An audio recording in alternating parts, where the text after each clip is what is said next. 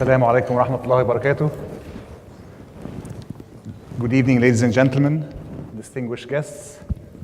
My name is Adel Abdel Ghaffar. I'm a fellow at the Brookings Doha Center. It's my pleasure to welcome you to tonight's event on politics in the Maghreb. Before we start, I would like to make a geographical clarification. Historically, the Greater Maghreb region has included Algeria, Morocco, and Tunis, and Libya. We have purposely not included Libya, but we are aiming to have a specific Libya event that will deal with its ongoing challenges in its transition. So tonight, we are focusing on Algeria, Morocco, and Tunisia. I've had the pleasure of actually traveling to all three countries over the past number of years. And I'm struck by the similarities and some of the differences as well that I've seen in the three countries. I would like to make two key observations first.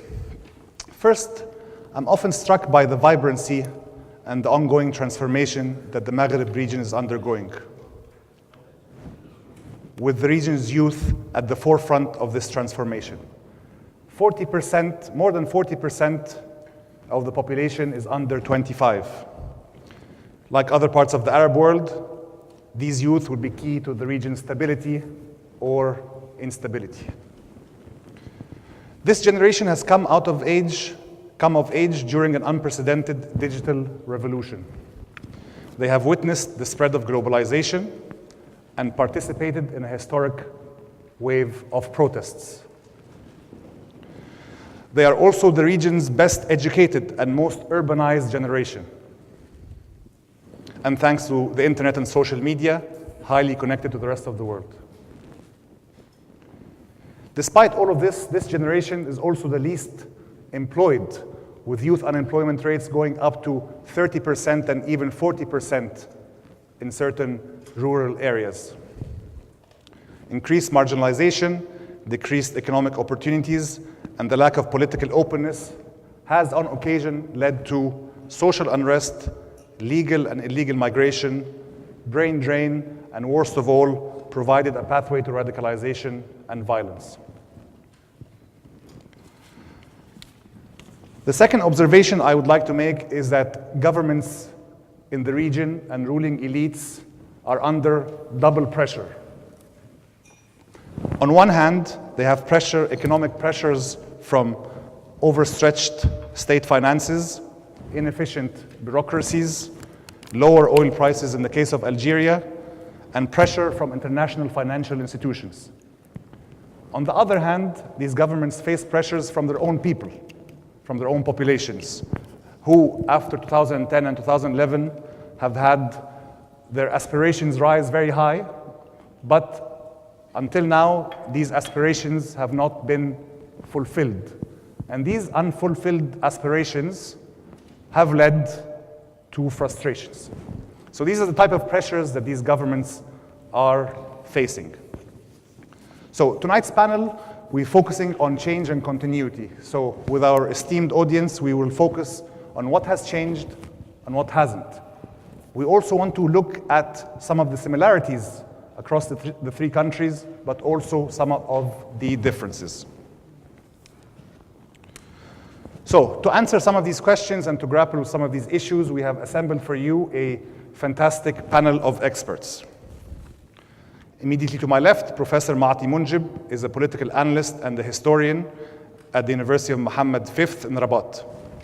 He is a founding member of the 20th February movement, which led the Arab uprisings in Morocco. Professor Munjib is also a leading human rights defender, not only in Morocco, but across the region, which has gotten him in trouble with the authorities on occasion. His most recent book is titled The Nationalist Movement in Northern Morocco. To his left, we have Dr. Amel Boubekeur, who researches at the Grenoble University Pierre Mendès in Grenoble and is a research associate at the Doha Institute for Graduate Studies. Her research focuses on Maghreb country politics, democratization in the Arab world, Euro-Arab and US relations, and Islam in Europe. Amongst her many publications, she is the co-editor of Whatever Happened to the Islamists. And most importantly, Dr. Amel is a previous colleague of the Brookings Doha Center, and it's always a pleasure to welcome her back. Last but not least, Professor Arabi Sadiqi, who is my colleague, mentor, and all-round general inspiration to this generation of scholars. Professor Arabi insisted not to use a lengthy bio, but wanted to be introduced as simply a student of Arab democratic transitions. Professor Arabi is currently at the Qatar University, where he specializes in Arab democratization. He is the editor of the Routledge series, Studies in Middle Eastern Democratization and Government. So, ladies and gentlemen, today we will organize the panel as follows. We will have 10 minutes opening comments for each of our panelists. Then we'll followed by a discussion, and in the end we'll have a Q&A for the audience to interact with our guests. We have had a bit of discussion who should start, and then we decided in the end with the biggest population, and alphabetically as well, we will start with Algeria. So please, Dr. Amel. Thank you. When we talk about Algeria, we always wondering what kind of change is going to happen, if any. If you remember, in 2014, fourth mandate of President Bouteflika, current president, re-elected for a fourth mandate. Before the elections, everybody was wondering what was going to happen. We are a year ahead of the next presidential election. And in Algeria, presidential circles are already talking about a fifth mandate. What is going to happen in Algeria? That's the question that everybody is always asking me. Are we going to see the re-election of Bouteflika? Most probably. Is it interesting? Is it important? Yes. Are we going to see an authoritarian resilience? Or is the country on the verge of a revolution? Well, the truth is, nobody knows what is going to happen. Because the power, as it is called in Algeria, and civil society are all waiting for change, but they don't know how, and they don't know with which tools. Algeria is an interesting country, and it's an interesting case study, because it is forcing us to get rid of the usual transitology approach. You know, we have a revolution or a crisis, then the old elite makes its comeback on the political scene, and then it's business as usual. Well, I would say that in Algeria, we are much more in a politics of waiting. We are very much experiencing politics of waiting. People are really waiting for change. They don't know when it's going to come or to be, when it's going to happen. But they have the feeling that something is going to happen. But in the meantime, they are trying to live as usual and pretending that in Algeria you can do politics. I would say that Algeria forces us to think in a new way, or in a different way than this transitology approach that I was mentioning, by not considering the power state institutions, state elites as a coherent bloc on one hand, and civil society as a coherent bloc on the other hand, conflicting with it or opposing each other for the control of resources, institutions. It's much more an interactions of people, of opportunities, and it's interesting to see what these politics of waiting produce. And I believe it's interesting for the whole region, because Algeria has experimented this 1992 coup d'etat, you know the story, a kind of failed revolution in 1988, even before, and several failed protests and demands for change. But what is most interesting is that, okay, there has been a survival of this regime and of the tools that have helped the elite to stay in place can be considered as tools that are derived from the usual and classical neo-authoritarian governance. It means that you can make your return on the political scene. But these tools, more specifically now, are threatening the regime from the inside, and they have also created new culture of opposition. So that's why I think Algeria is an interesting country for the whole region, because in Tunisia, the revolution, the old elite made its comeback, and things have changed, but we don't know in which direction. Same thing in Morocco. So that's why I'm going to talk about today how actually these blocked politics in Algeria have created what I believe the two most interesting challenges for the region.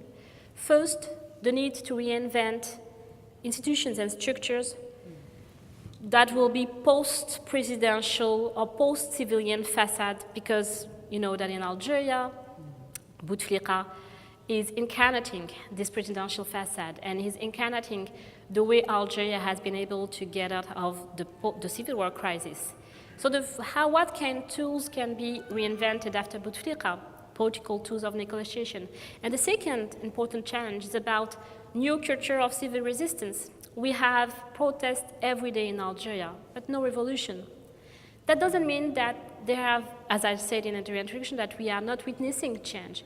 But we actually have protests, street protests, daily street protests, who are using protests, riots, demonstrations, not to get rid of the regime, but to negotiate with him and with the regime, and I will explain how. So first of all, a bit of context. You know that in 1990, Algeria witnessed its first civilian president. Bouteflika was brought by the army as the miracle actor of a new democratic area in Algeria. He was the perfect cast, actually. He was able, because he was not a member of the military, and certainly not a member of the general collegial members of army generals who have been implicated or who have been deciding about the interruption of the electoral process in 1992. So Bouteflika was this perfect cast, this perfect civilian president, and actually he became an hyper-presidential president, a super powerful president. So that was good because Algerians thought, okay, we get rid of the army, we are no more under the grip of the army. The international actors also welcomed Bouteflika as a civilian actor, but it created several obstacles. First, this hyper-presidential function, this super powerful president, has sidelined every kind of state institutions that Algeria have preserved since the civil war. Governance was mainly by decrees, by presidential decrees. Opposition parties have been co-opted within a presidential alliance, even an Islamist one. The army wasn't that much in the front, and that was actually something that the army wanted very much so after the civil war, was not in the forehead of government decisions. So everything seemed to be perfect, but the problem now is there's a huge succession crisis, because who can succeed to a super powerful president like Bouteflika? Any competitor have been sidelined. Opposition parties also are not that much willing to play the game of the cooptation politics after 4 and a potential 5th mandate. It was okay to them to be integrated, co-opted by the president in order to give an impression and a feeling of pluralism in the first, second, 3rd mandate, but 4th and 5th mandate, it's difficult to them to play a real role, even to be taken seriously by even their grassroots, because political parties, grassroots, and even ordinary citizens know that election is not the place of change in Algeria. They know that elections are very much controlled from the top, and that it's not through elections that they are going to change their relationship with institutions or have a greatest part or a greater political say in the country. So succession crisis, very important element. The blocking of any even internal competitor in the regime, because that's how it went. The army will pick up someone from its circles, and that will do. Now, Bouteflika has even created new clienteles of businessmen, of senators, of petty bureaucrats, who are all highly competing with each other. So it's difficult to consider Algeria as such an homogeneous country or such an homogeneous governing system as it was maybe 15 years ago.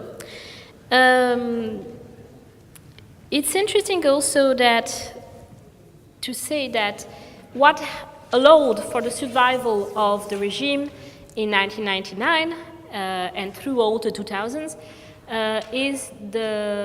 are the reconciliation policies. Sorry, national reconciliation has been decided from the top again, from the army, even before Bouteflika went to power. But the problem is that it has not been transparent, and it has not been built on legitimate foundations.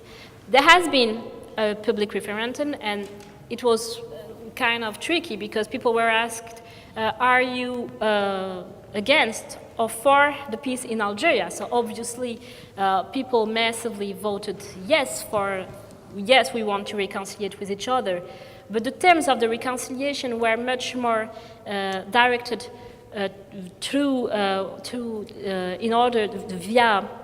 towards the army in order to allow them to survive, because by law you cannot prosecute any member of the security services for exactions done in the 90s in Algeria. Islamists who have been imprisoned have been pardoned, but they have not been compensated for their sometimes unfair imprisonment. Terrorists have benefited from.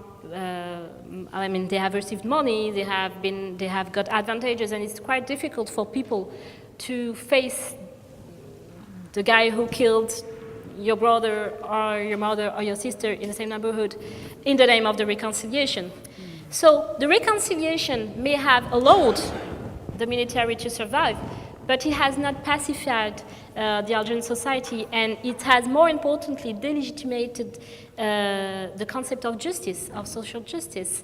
So criminality is on the rise, and people in civil society do not believe that the Algerian political system may be able to govern in a fair way. So reconciliation did not solve the issue.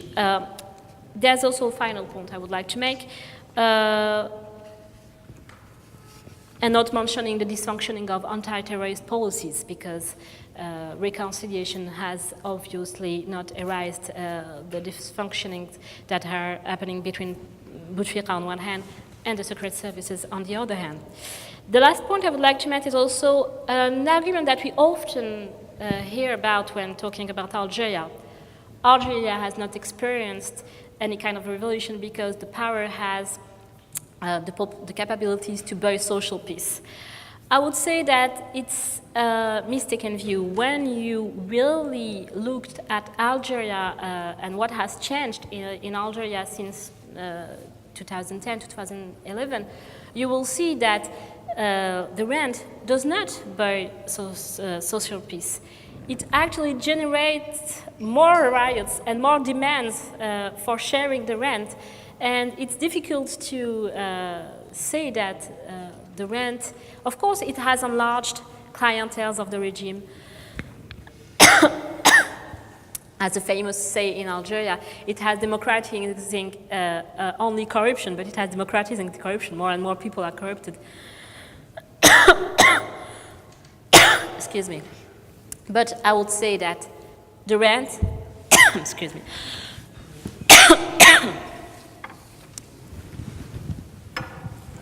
It's a plot. The rent is not an efficient tool to build social peace. That's a very important thing to keep in mind. The more you give, the more people demand, and the more people demand, the more dissatisfaction there is. So we really need to understand that Algeria is an interesting country to understand what happens when transitional tools are blocked, when a whole country is waiting for a solution without paying the price of transparent negotiations. What is actually, and that's my conclusion, what is actually occurring in Algeria is that social protests, social dissent has not been eliminated, even if we haven't had any revolution, but it has only been moved outside any official channels for negotiations. Same thing for competition within the regime. We still have an hyper-presidential election, an hyper-president in a wheelchair, but actually we still have high dissent and high competition within the regime between various clienteles, and it's not because we don't see it that it doesn't exist.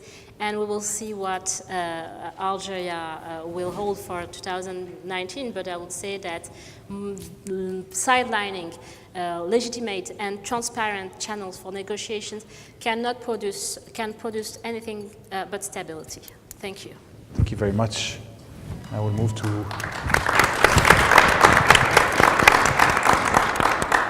now for a Moroccan perspective. Will Dr. Mati, please? Thank you.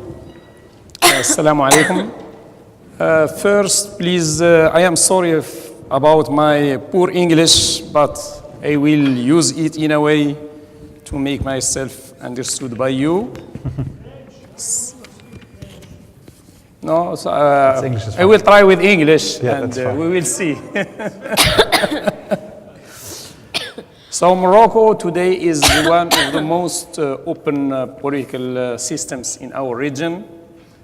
But first, also, it's very easy to be the best in our region, given the general situation of public liberties and democracy in the region. The situation today in Morocco shows a multi-party system. There is a government composed of 6 parties. There is also a parliament dominated by a party that is known historically as an opposition party, the PJD, the Adala wa Tanmiya. One has the impression that the press is flourishing and diverse. One has the impression also that civil society, despite some problems, is active and diverse. This is the general view we can have in Morocco when we are outside Morocco. But if we dig deeper, we can quickly realize that Morocco lives under a semi-authoritarian regime. And that the situation of civil liberties and human rights and the freedom of press is today the worst in a quarter of a century. Since 1994, it's the worst situation for civil liberties and also for power sharing. As historian, I can mention 3 major events that show, that prove that there is a lack of political will of the ruling elite regarding democratic reforms and power sharing. The first event was the first constitutional experience in Morocco from 1963 to 1965. I mean, the 3 events show also that when the regime, when the ruling elite is under pressure because of political or social unrest, because of the weakening for a reason or another of the official legitimacy, if you want, there is, I mean, projects of power sharing and democratization, if you want. So the first experience was during the years of 1963, 1965, about 2 years or 1 year, 8 months. It was started because of the death of Mohammed V. Do you know Mohammed V was the most popular Moroccan leader against the French, against colonialism, but he died very young. He was 50, and his son, the crown prince, was relatively young, and there were leaders of the national movement very strong on the popular level, such as Mehdi Ben Barka, Allal al-Fasi, Abdurrahman al-Yusufi, etc., etc. And the regime was weakened because of the death of Mohammed V, the nationalist leader. So there was this first constitutional reform, and it was a genuine reform. But the problem, after 1 year, the national movement parties, in French we say the national movement, it means the nationalist movement against the French, led by Ben Barka, by Allal al-Fasi, etc., dominated the parliament. And there was the first blockage, if you want. Do you know there was a blockage in 2017, 2016, but the first blockage in Moroccan political history was during these years, 64, 65, and it was a problem for the ruling elite. What to do? The parliament is dominated by strong parties, member of the independentist movement, led by the leaders I mentioned, and the regime had a very weak, elite, members of the elite, pro-regime elite inside the parliament, in general, rural notables, illiterate. 80% of them were illiterate, and 10% of them had primary school, or a degree only. The leaders of the national movement were even philosophers, intellectuals. They were in prison for struggling for independence, etc., etc. And so the king decided a state of emergency that more or less remained until the 90s. The 90s, there was a new problem, and this is the second event, if you want. It is symbolized by the gouvernement d'alternance, or the transitional government, led by Abdurrahman Yusufi, who was at this epoch about 75. And because he had the legitimacy, so he became to help the regime to, recover, bring back from this weakening, because there was the most important protest in the history of Morocco until today was organized in February 1991. About 600,000 people asking the King Hassan II for reforms and also to withdraw the Moroccan army from the second war in the Gulf. And there was really, during one year, the situation was very, very unstable. Even we know now that Spain army, for example, organized, a mobilization of the army to prevent any Moroccan attack against Ceuta and Melilla, because they thought that the situation for the regime was so bad that he will try to have, if you want, a solution by liberating, the Spanish enclaves in Morocco, etc., etc. And now it is officially, recognized by the Spanish, studies center that is under the supervision of the Spanish army. Just to give you an idea that the situation was very bad, and also what made the situation in the 90s very bad for the ruling elite, that Hassan II became very sick, really very, very sick, since 1994. And there was the political unrest, social unrest, and the sickness of the late Hassan II. And there was this government that is named the Gouvernement d'Alternance and led by a very popular leader that is Abdurrahman Youssoufi, 94 today. And, but just after, the death of Hassan II, and the ruling elite was, how to say, stabilizing the situation.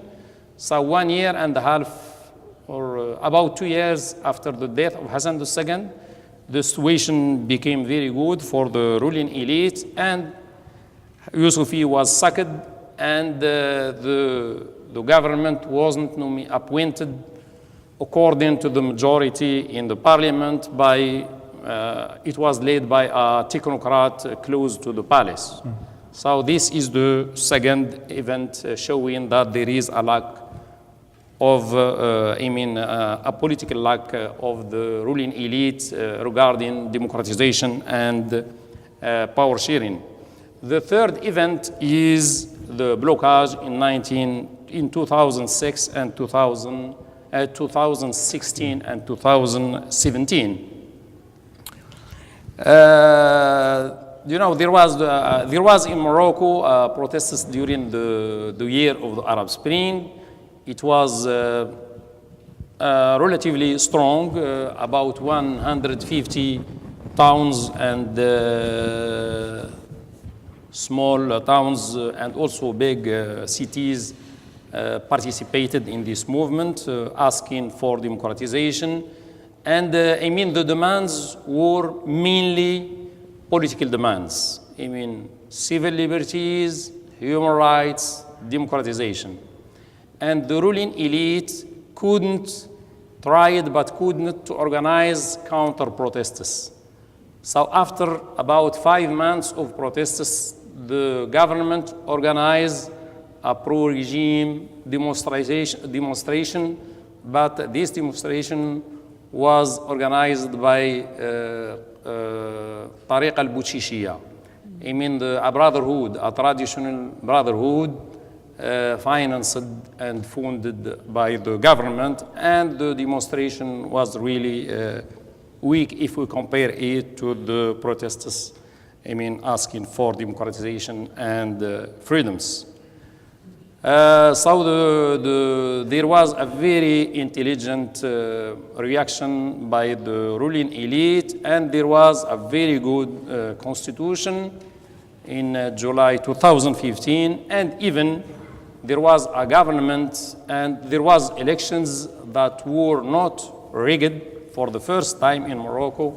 Elections weren't rigged, and they were won by an independent party that is the PGD, Al-Adala wa-Tanmiya party.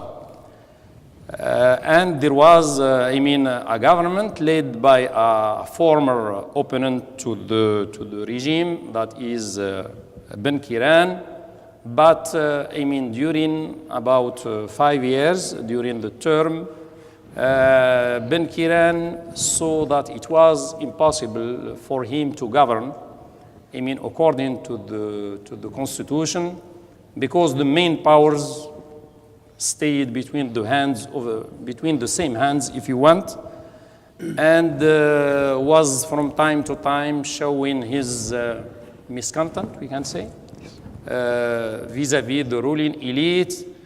But the problem, in general, the ruling elite, after 3-4 years, a party in the government, after 3-4 years, he lost any popularity because he can't govern and he can't oppose the regime. So you have not the material benefits of the government because you can't implement your program for your constituency, and in the same time, you have not the moral advantage to oppose injustice, lack of democracy, human rights abuse, etc., etc. In general, it was like that. But because Ben Kiran showed, and he was very, very clever that he showed, and more or less every month he was saying that he isn't governing, that he was only helping the king and helping the ruling elite. So he, saved his popularity. And during the 2016 elections, PGD, I mean the Ben Kiran, the head of government, ruling party, and the ruling party, if you want, ruling between quotation marks, won the elections, and even he got the highest score in the history of Morocco. So it was really, Morocco entered really a very grave political crisis because the ruling elite saw that this time it didn't work. And so there was the creation of a blockage, how to say it in English, some kind of installment or blockage. Yeah, blockage. I mean, there was no solution because the ruling elite didn't help the leader of the majority, Ben Kiran, to form a government. Any party was, for example, showing some will to participate in the government. He was put under pressure. And at the end, Ben Kiran couldn't form a government. But there was a solution. There was a constitutional solution that to dissolve the parliament and to organize new elections. But the ruling elite was under pressure and was, how to say, khaifa, was fearing that Ben Kiran party won even more, votes.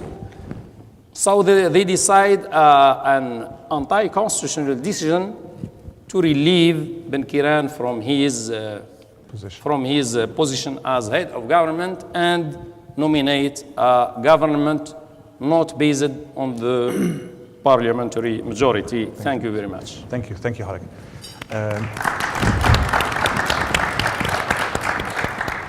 Dr. Arabi. Okay, thank you so much indeed, Adel. Thank you also to my colleagues. I guess really, I'd like to begin by saying something about the tools of analysis when you are faced with or confronted with this huge geography you call the Maghreb. How do you analyze the unfolding events? Because that is really challenging. Dr. Arabi, ممكن بس المايك. Just don't know. Can you hear me now? Yeah, that's Yes. better. Okay, thank you. Yeah, cheers. Let me repeat. Basically, for me, like the starting point, the departure point for, I guess, really understanding or at least coming to grips with what's going on in North Africa is to understand what methodology, what tools of analysis are the best for reading the unfolding events. Cool. Cheers. Okay. Can you hear me now? Yeah. Okay, excellent. So I guess really what we have on the one hand the democratization field, transitology, as Amel correctly mentioned. And I guess really the paradigm at the moment is really dying. How can we utilize a dying paradigm to understand and read, interpret the events in North Africa? Because really what we see is not conceivably democratic or I guess really on par with the conditions of democratization that we find in other regions. And I guess really you can say, well, maybe social movements theory, but do we have really social movements in the region? Despite the fact that you've got people who are, at least they have they have adopted a purposeful engagement, civic engagement towards some kind of a change. And then on the other hand, you've got people who are, I guess, really working towards the maintaining the status quo. So really the narrative of Tunisia, I guess, really is a hodgepodge. It's like between Algeria and between Morocco. It's got elements and ingredients which you can find in the Moroccan system, and it's got other elements which you find in the Algerian system. So really what's interesting about Tunisia is, I guess, really the idea of Ibn Khaldun. Ibn Khaldun has got this dichotomy or dichotomous framework. He talks about the center and he talks about Madinatul Atraf, like the taraf, the margins And I think really Tunisia, the success story, if I know sort of people have talked a lot about the exceptionalism of Tunisia, which really I don't subscribe to, but I guess really if we go along those lines, let's say that Tunisia functions or labors with two societies. One society is the one that's been centralized and which has bonded with the state, or at least come into grips with bonding with the state. And then on the other hand, you've got, I guess, really al-taraf or al-atraf, the margins. And that, I guess, really is epitomized by ongoing anomic movements all over the place. So it's like the analog for Al-Husayma is Ben Girdan, et cetera, et cetera.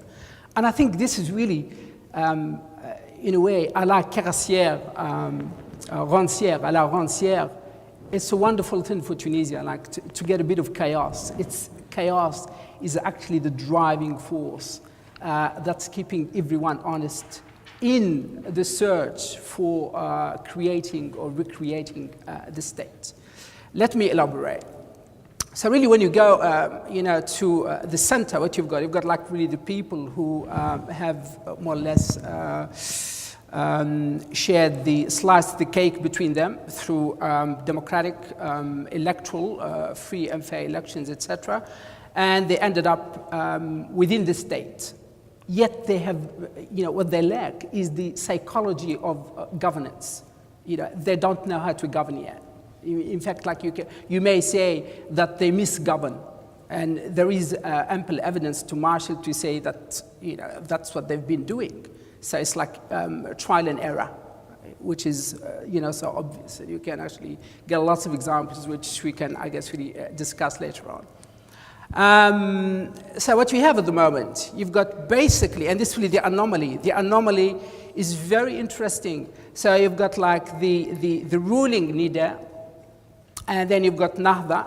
So the Nahda gives up its role of functioning as the opposition in order to reconcile itself with the state. And that is really very interesting. And Nahda, who has historically, continuously, I guess really built this political identity on the basis of opposing the state. The post-colonial state suddenly is there, is empowered, has got a mandate by the people to represent at least like, let's say, a fragment of the constituency in Tunisia. And yet, it gives up that mandate. It chooses to work with the ruling party, which is NIDA, instead of opposing NIDA. And that is like really an incredible anomaly. So when you talk like to Nahdawis, they say, well, this is really a democratia tawafuqiyya. It's we're trying, sort of conciliatory democracy is like the way forward. It's the only way. So I guess really you fast forward from the elections of 2011, which gave us the Constituent Assembly. So we had really the paraphernalia of the state. We ended up with a constitution, etc., etc. And now we have, I guess, really the ongoing preparation for the much delayed municipal elections. And here there is suddenly like you've got a different game. A game really which, in a way, prompts us to ask very difficult questions about the repositioning, the power repositioning by NIDA, by Nahda, etc., etc. And that is for these reasons. Nahda suddenly is like really probably the most organized, the party that has gone to the public 6 months before the municipal elections preparations, and more or less like got itself represented in 350 municipalities. It's the only party at the moment that's got 350 lists.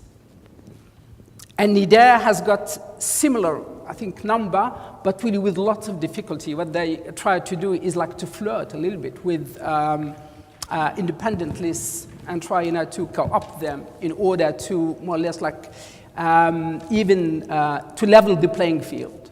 That's like the game Nideh is trying to do now. And then you've got like on the other side, you've got Al-Jabha, the front, Al-Tayyar, Democratic Current, etc., etc. All of these basically really are like, they're not playing and will not feature much in the elections. I don't expect them to win many seats.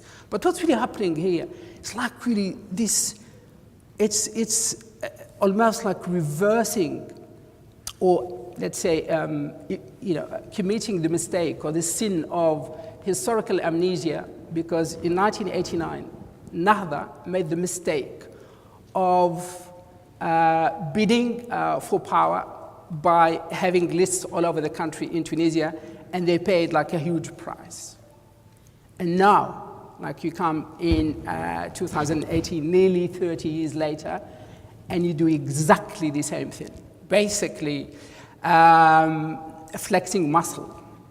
And that is really dangerous in a place like Tunisia, because you've got like the left, the radical left, which is lurking, on the sidelines, trying, to find any kind of excuse to exclude Nahda, to basically diminish the importance of, such a win if Nahda, let's say, like, sweeps, the board on the day of the elections in May.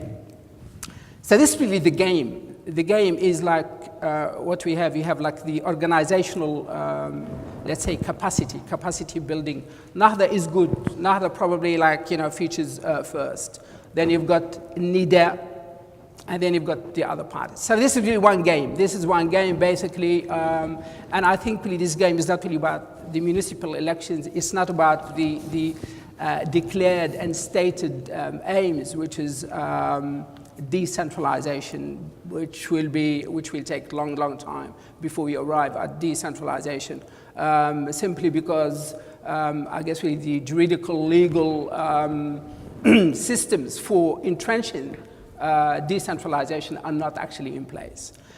And then what you've got there, you've got at-taraf, you've got the margins, you've got really people who are more or less keeping the state and politicians honest, and that is like the anomic side of politics in Tunisia. And Tunisia really like, this is really important, this is like something, to remember, that Tunisia has probably persevered on the path of, Karl Marx has got like, a nice term. He talks about the fetishism of commodities. And I guess really in Tunisia, what you've got like, the fetishism of elections.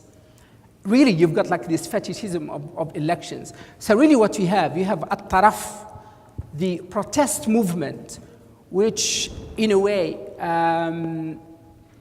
I think really it denudes the Tunisian system, the Tunisian political system, because it has not been able so far to recruit strongly from the youth movement. So really the youth, instead actually of playing politics formally at the formal level, they prefer the margins. And that is like really a big question. Why the youth? And I don't really know whether this question actually applies to Algeria and Morocco. Why the youth in Tunisia, maybe that has got implications for Algeria and Morocco, choose the informal over the formal? And what are actually the implications of that for stability, for democratization, for distributive justice, etc., etc. All of these are really important questions, in the Tunisian case. I don't really want to go on about this, but basically for me, this is like, the space, to be watched, and stay tuned for more. Thank you. Thank you. Okay. So it seems to me that there are a number of similarities here. 7 years after the uprisings, we have much of the similar issues that we're currently dealing with. In Morocco, there's been protests, ongoing protests in the Rif region and in Jarada. in Tunis, we have the Fish and Stand Now movement, and even in Algeria currently there are public sector protests, teachers and other public sector workers. So it seems to me that much of these economic conditions still persist and governments are scrambling to deal with them. Why have they not been successful? What is the way forward? I mean, I am speaking only about Morocco. I mean, about the social unrest, it seems to me it's like of an Arab Spring in puzzle. I mean, it's the social Arab Spring, if you want, because in Morocco in 2011, the demands were mainly political, and they were led and organized by the politicized sector of the population. Mainly the youth, but not only the youth. I mean, there was demonstrators, even, for example, Shabi, who was the greatest billionaire in Morocco, participated. Shabi, he was the leading billionaire in the Maghreb, according to Forbes. But he was punished. He lost 80% of his fortune in the following years, and he is now under 1 billion. Just to give you an idea, so the protests were really dominated by political demands, and more or less it was a failure. I mean, for these people who initiated the movement, because also, I mean, the government did not respond the political. The ruling elite did not respond the demands about human rights, respect, about democratization, about enlargement of the civil liberties, etc., etc. So now we have some kind of social Arab Spring, led by a small, in number, a small elite by politicized youth, but the majority of demonstrators are not politicized. They are just asking for social and economic rights. And in general, these demands are very linked to their daily life. Because of that, it's local. It's in Jarada, in oriental Morocco, it's in Al Hoceima, in northern part of Morocco, in Awtat al-Hajj, in oriental Morocco, in Zagora, in the southern part of Morocco, it's Al-Atraf. Because why Al-Atraf? Why the margins of Morocco? Because it is there where there is really poverty, according to the official figures. The northern part of Morocco, the oriental region are really very poor, and the income of about 30% of the families is under $3 a day. The family, not a person. So the situation in some cases, in some regions, is very, very, dire. It's very bad, if you want. But you have also the unemployed people who have university degrees, and they are unemployed. So after 4, 3, 5 years in university, they got back to their regions. They have no work, but they are politicized. So they can only organize on the local level. So they did that because you have, the political police, etc. It made it in the last years impossible to organize on the national level, because you have the leaders, they are known, they are under pressure, or they are co-opted. About half-half. Okay. Half co-opted and one half under pressure. So it's easier if you want to organize on the local region, because there is less political police, and there is people also know each other, and you have the trust between people, and they can organize. And there's lots of similarities with this, of course, with Tunisia in terms of the socio-economic marginalization, especially on the periphery and the closeness to the border. I was struck, Dr. Arabi, by a comment that you made, like preferring the informal to the formal. And this also not only applies to politics, but also in economics. And I understand, very similar to other areas of the Arab world, that the informal economy in Tunisia is huge, and the government has been actually trying to work very hard to formalize the informal economy. And even in a way, the Arab uprising protest started as a protest against the inclusion of Bouazizi and the push to put him in the formal economy. So I was wondering, what are the efforts that the government is trying to do to bring in the informal economy, and how come people are still resisting, even though Tunisia, I know you don't like this designation, but is reasonably the success story so far? Yeah, Adil, that's really a thesis, but thank you for raising it. I think really what's happening is the securitization, like this really the answer, to securitize I guess really the informal polity. For instance, like when you look at the margins, like as our learned friend said here about Morocco, you've got all of these towns on the margins. So now you're sending the army. You're sending the army, for instance, to stop, say, contraband trafficking, etc., etc. And basically, you've got like a primordial element as well, because the informal economy is really tied also to tribes and ashar, clans, etc., etc. And I guess really securitization, well, I mean, for a long time, this taraf or margin functioned without being, I guess really viewed on the radar or by the radar of the state. Off the radar. It's been off the radar of the state, and suddenly it's there, simply because the state is not really worried about actually the informal economy or the black market or whatever. It's really worried about one element in that, I guess, really informal economy, and that is the transfer or the entry of weapons from Libya to Tunisia through these transit points, which now really are multiplying all over Tunisia.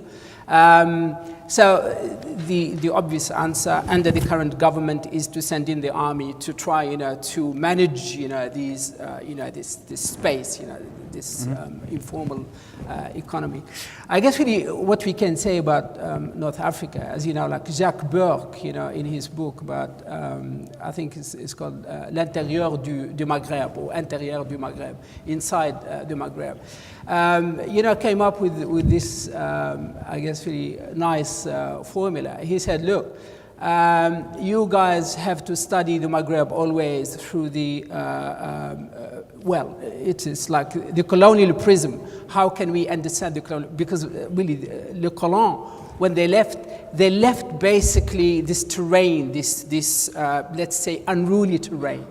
This unruly terrain has been able to reproduce itself through this kind of activities, the informal. The informal is really so important. The hinterland, in the language of Ibn Khaldun, it's like the mahal. So him, to go back to Burke, he said, look, you cannot oppose the colonial, but you can transcend it. So what he's really asking is for a symmetrical method of analysis, whereby you prolong the colonial prism, but you include in it, I guess, really the post-colonial prism, so that you can see, these kind of dynamics, which in a way have escaped the state. Like the state really is not, in a way, worried about what the clans or the tribes, are doing on the margins, unless it becomes like really a question of raison d'etat, sort of raison d'etre. When the state is threatened, that's really when it becomes actually an issue for social scientists, for academics, for politicians, etc., etc. But at the moment, really, even that is not really, I guess, really the modus operandi. At the moment, the modus operandi is to send the army. It's almost like one size fits all type solution, and I think it's really. It's creating a boomerang effect. It's basically backfiring, because to securitize, a domain like that, you're actually creating potentially enemies and maybe potential radicalized elements in society, which will complicate, the situation of transformation, democratization, etc., etc. That's how I see it. I think securitization is really a big problem, for these states. Yeah. I think this also has echoes of Algeria, I think, in the informal versus the formal. Definitely. First, I would say that being on the informal side is a situation that is imposed upon the people. It's not a chosen one. The power has chosen to put people to sideline people. And for the majority of the people, there's a kind of deal, a shared impunity deal. Do what you want, steal what you want. We will close our eyes on what you want. There won't be any accountability demand. But then close your eyes on what we are doing and let us do what we want in our daily lives and informal markets and so on. That's for the majority of the people. I mean, after the failure or the end of the big populist discourse, such as the nationalist or the Islamist ones, there's really no place anymore for the Arab people in the Arab world. I mean, so what we can see, and that's also maybe a way to explain the multiplication of protests. And if you look at these street protests, they are carried by individuals who want to, or corporations or people who want to talk about their daily problems. They don't want to be to embed their discourse or their actions in huge ideological discourses or traditions. If I take the example of Algeria, you have three kinds of street protests in Algeria, you have around 10,000 protests a year. I mean, we are not talking about, that's not anecdotal here. You mentioned public sector. That's an important one. Doctors, teachers who are asking for better work conditions, salary rise and so on, but more importantly, for autonomous representations. Political representativeness from a fake pluralist and fake elected governance systems is an important issue. So these unions, because they are mainly workers' unions, are really trying to find their way outside of shams civil society that the governments in the three countries have been building for the past 50 years or 40 years. So unions, public unions are trying to reach autonomous political representation. You also have young unemployed. I think we can find these kind of structures and organizations in three countries who are trying to talk about their, who are providing on social networks mainly, but also during small demonstrations, local ones, trying to talk about, to have personal testimonies of injustice. And this is a way to reclaim your quality of citizen, because going to vote in, as I said before, in elections that are so deeply controlled from the top, playing the role of the fake citizen is not a way to be active, but being on the margins and telling about the fact that the difficulty that you have to find a job because of corruption and a lot of other things is a way to reclaim your quality of a citizen. And there's a third category of protest. And again, we can find it in the three countries.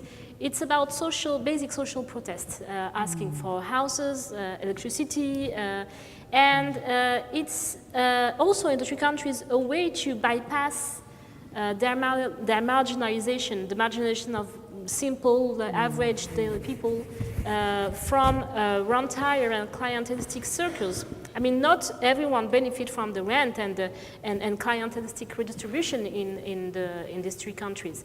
So going to the streets, as I mentioned in my presentation, and hurling the state, hey, the state, where are you? I mean, stop hiding behind the election. Where is the deep state? Hey, the deep state, I'm on the streets and I'm asking for my piece of the cake.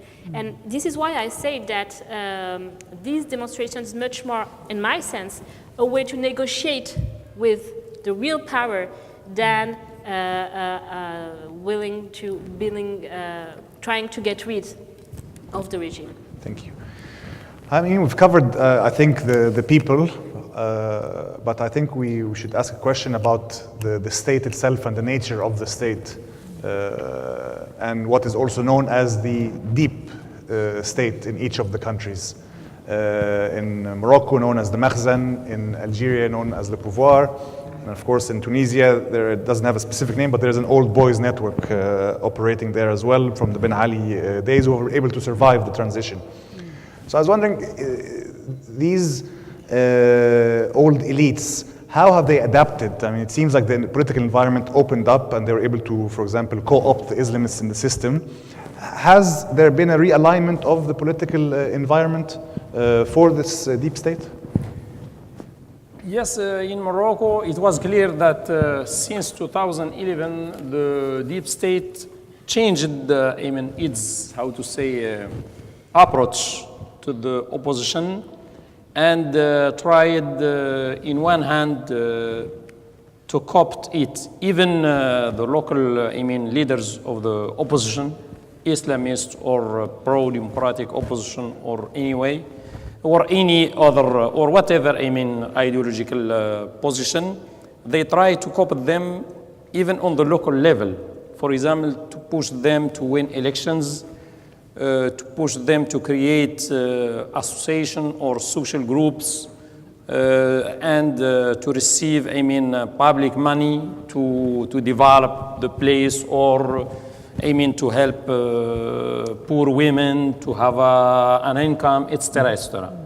And also on the central level, the deep state co-opted, a good part of the former opposition in the government, but also in the administration, and also in national councils for education, for human rights, for regional development, and whatever. Also on the, how to say, on the popular level, the deep state turn a blind eye on the illegal, if you want, economic activities in order to make pressure of the state, less, how to say, less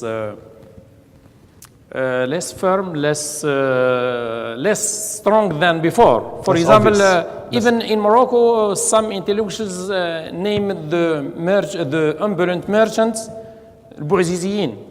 It means named after Bouazizi, the Tunisian guy who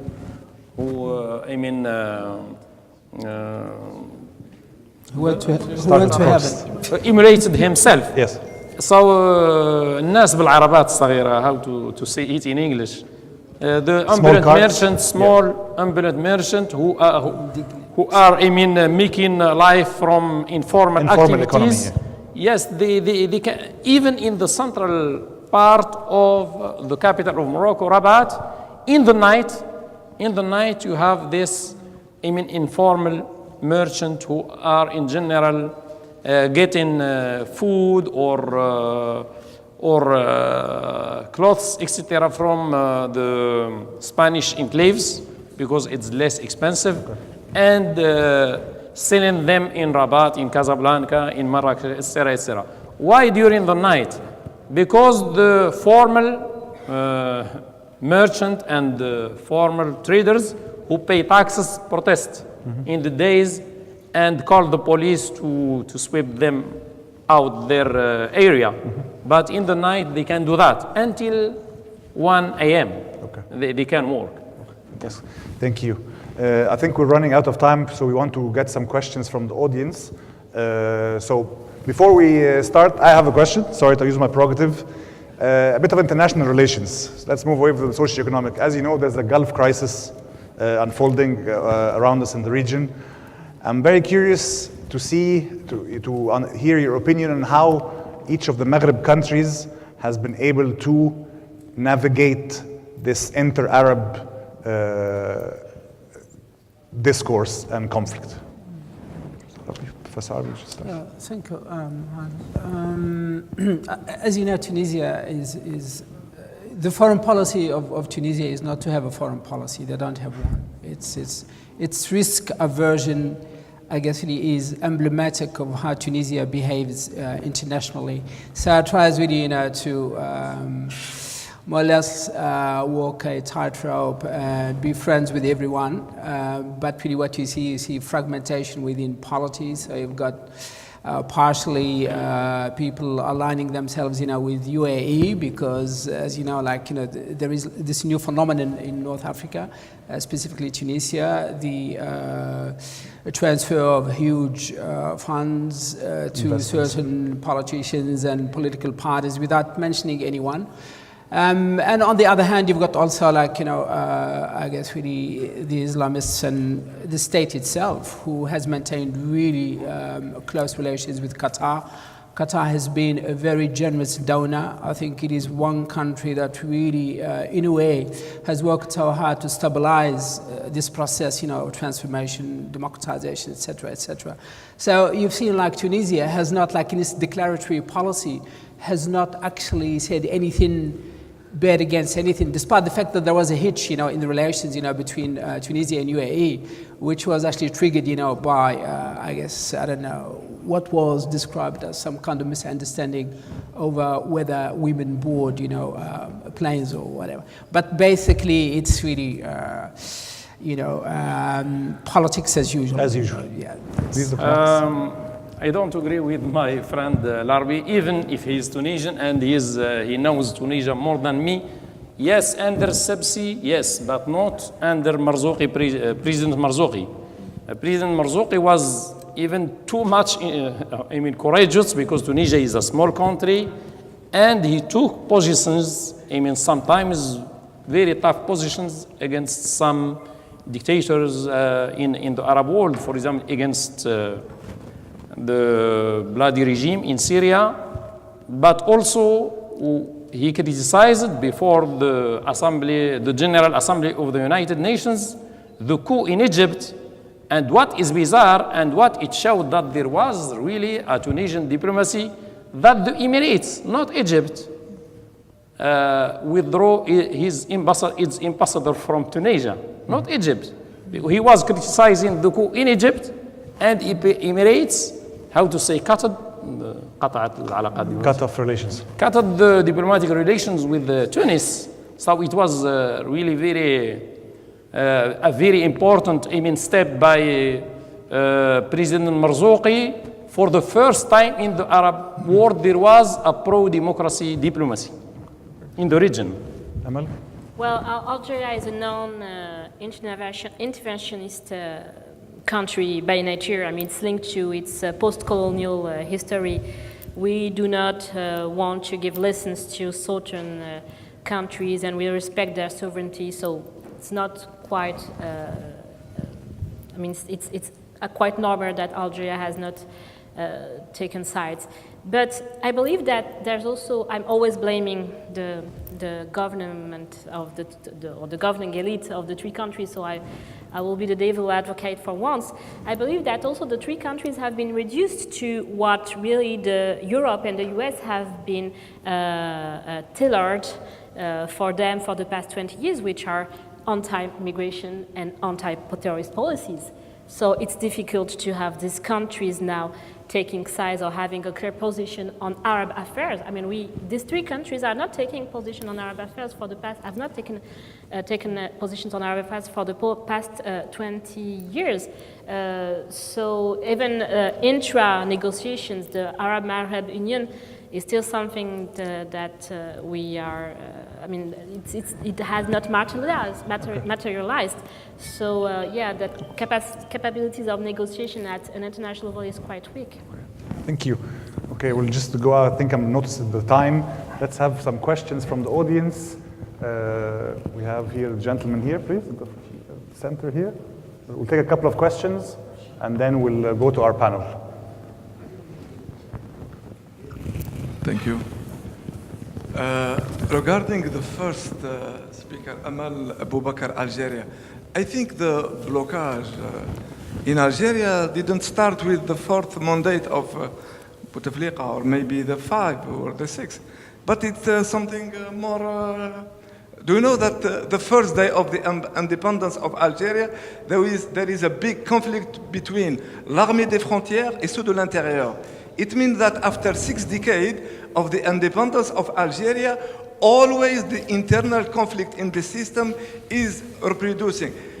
Maybe when the Algerian population was less than 20 million, it was less to manage this population, even if the price of the oil or the gas was less than 10. And now it's more complicated, but I am not so sure that what you mentioned is really true regarding Algeria, that this deal between les gouvernants et les gouvernés, this is the strategy also, we didn't do it before. What's the question, sorry? My question is not so new as it was presented.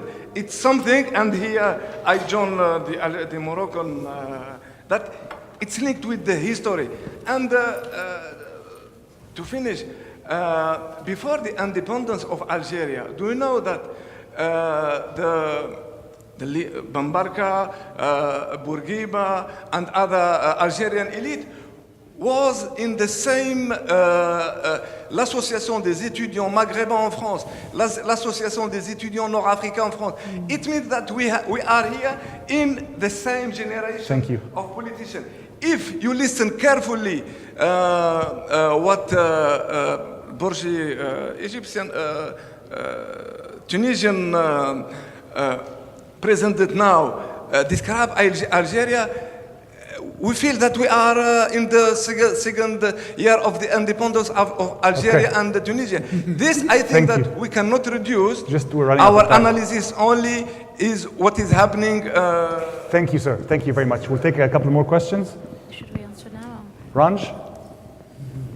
Okay, very good. In the back. Question back there.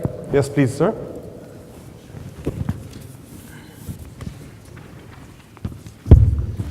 محمد ياسين نجار من سوريا. هناك عدة أسئلة للكل. I have a number of questions for each and every panelist. The first question: is it possible for Tunisia to withdraw, to go back to dictatorship?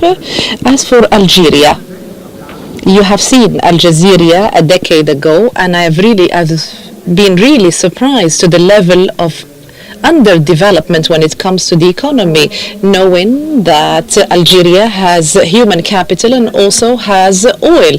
So why wasn't Algeria able to develop and advance? As for Morocco, is there any hope for Morocco to transfer into a constitutional monarchy? So this situation in which it stands between a number of powers that are given to the political parties, is this the situation that is going to continue? The last question is the relationship between the countries of North Africa.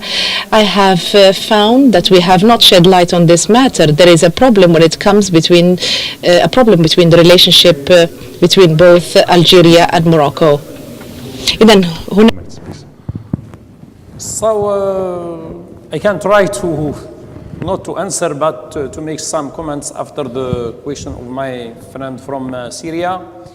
If it is possible in the future that Morocco can take the road to a true parliamentary monarchy. I mean, in the constitution, it is said that Morocco is a constitutional, democratic, social, and parliamentary monarchy. But I mean, on the problem is on the level of implementation. Up until now, I mean, the ruling elite is not the elected elite. It is another elite that developed inside the country, inside the regime during the last 3 centuries, if you want. And the problem now is if there is a social development, the education, for example, is more and more larger. I mean, larger sectors of the population are more and more educated in school, sometimes at the university. And there is, political demands asking for a parliamentary monarchy. I think in 10, 20 years we can have it, because the Moroccan monarchy has the main thing in the Moroccan monarchy politics is the survival instinct. And this monarchy wants to survive even in the cadre of a parliamentary monarchy. Thank you. Amel? Yes, on the first question, I agree with you. The lack of project of society, actually, and the lack of an agreement, a large democratic agreement on what Algeria should like, actually starts right after '62. And since then, Algerians, leaders, and the people are still looking forward, are still looking towards a way to live together, a specific, for example, rules on the role of religion in public life, on the role of women, and so on and so on. Now, what has changed is that Algeria is a post-crisis country.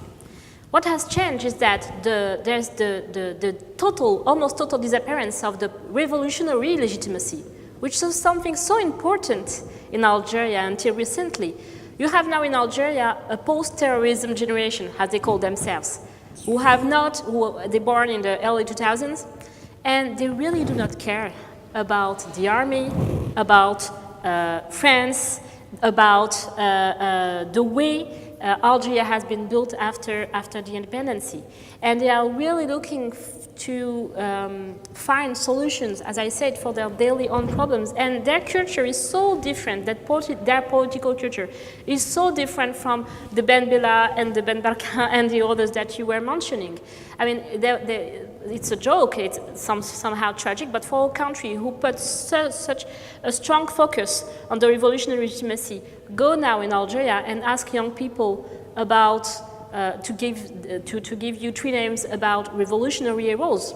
They will find great difficulties to do so. So I really believe that, yes, there are underlying problems, especially on the rules and what it means to be an Algerian and what it means and how we can live together as Algerian people. But still, there's a new generation that is totally disconnected from the old debates, especially the post-colonial debates.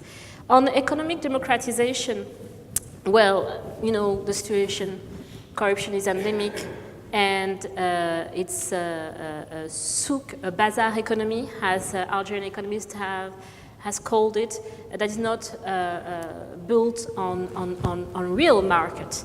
Now, thanks to rising oil prices since the early 2000s, there has been the emergence of a middle class, but there's no real political exit for this middle class. So, and of course, a political willingness to modernize the country should be the lead to modernize the economy.